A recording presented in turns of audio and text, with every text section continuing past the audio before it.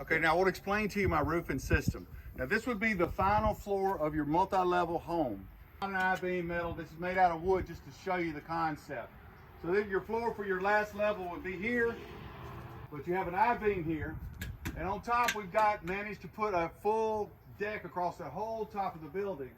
And if you come right here, on top of this I-beam, we've got cleats. Now this is just a little bracket because I don't have, this is wood, but it would normally be a welded cleat, and these would be metal.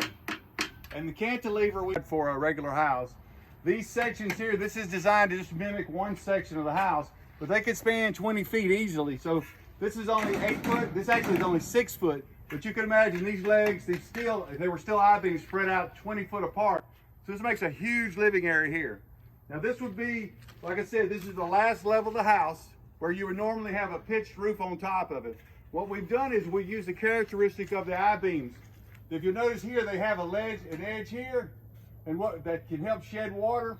And what we've done is we come underneath here, come here. And we've staggered cleats. They start low and start working their way up to the center, the highest point of the I-beams. This is a 14-inch board here. But you can see what we've done is we've created an area to put our purlins across to catch our metal roof. In a real construction, these would be welded cleats about 6 inches wide, and they'd be welded here. And they would perform that slope you need to attach purlins to create this roof under the edge, under the level of the I-beam. Okay, we've moved up from the ground level. I want to show you the roof we've constructed. We've used the natural width of the I-beam. It's got enough for metal roofing and sealant. We can get a low pitch roof. Normally that we start in the middle and come out because these are normally going to be 30 foot. So we'll be starting in the center at 15 coming out. And a few inches fall is plenty, all you need for a metal roof with sealant. And but you can see we've managed to create a pitched roof under a full deck, and we can flash it, and we can actually, ideally this flashing will be a Z flashing that will extend under the edge of here, and ideally this flashing would extend up and catch the edge of the overhang of the I-beam itself, work down, and then flange out very far over the tin.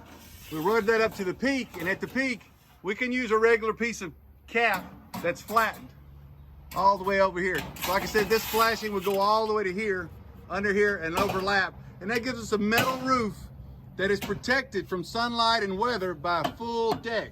Now, how do we do the deck? On top of the deck, we attached vertical cleats here. Now, that's just a mock-up with a bracket, but we would have welded cleats going upward to catch our joist here on top.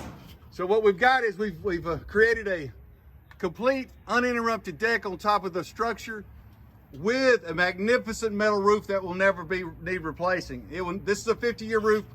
In this application, you would never have to do a replacement. It would last forever. Okay.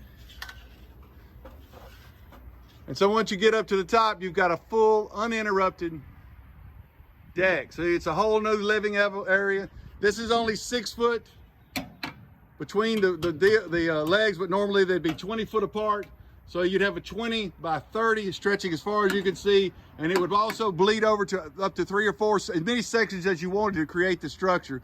So you can imagine a house like the one behind us here, that whole area flattened out, that would give you a 30 by 50 area to put a garden, to put a pool, to put a helicopter pad, or anything, solar panels, anything you'd want to do.